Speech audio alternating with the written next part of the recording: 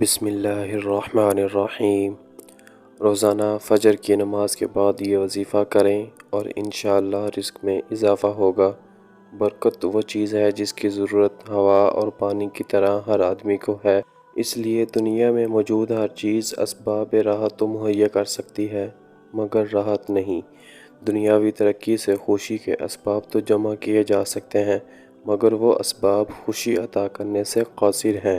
ان اسباب کی کثرت تو ہمارے اختیار میں ہے مگر ایسی برکت جس سے ہر حاجت پوری ہو جائے یا کم اسباب میں زیادہ کام ہو جائیں، یہ صرف اللہ تعالیٰ کے عطا کرنے سے ہی حاصل ہوگی۔ قرآن و حدیث سے 10 ایسے اعمال پیش کیے جاتے ہیں جن کو اختیار کرنے سے انشاءاللہ ضرور برکت عطا ہوگی۔ قرآن پاک میں کئی مقامات پر توبہ و استغفار کے ذریعے رزق میں برکت اور دولت میں فراوانی کا ذکر ہے۔ حضرت نوح علیہ السلام کا قول نقل کیا گیا ہے، میں نے ان سے کہا اپنے رب سے معافی مانگو، بلا شبہ وہ بڑا بخشنے والا ہے، وہ تم پر خوب بارش برسائے گا، تمہیں مال و اولاد کی فراوانی بخشے گا، تمہارے لیے باغ پیدا کرے گا اور نہریں جاری کرے گا۔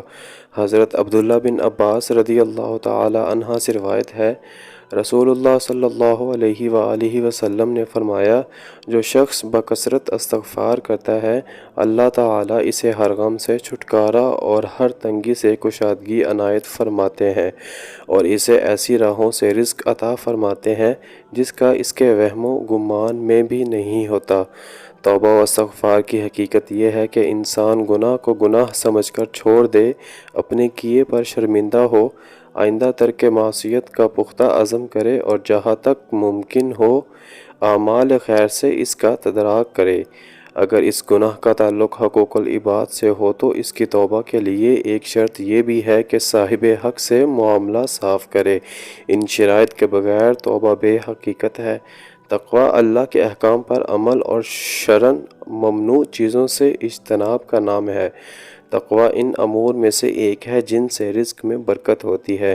اللہ تعالیٰ فرماتے ہیں، جو اللہ سے ڈرے گا اللہ اس کے لیے راہ نکال دے گا اور اس کو وہاں سے رزق عطا کرے گا جہاں سے اس کو گمان بھی نہ ہوگا۔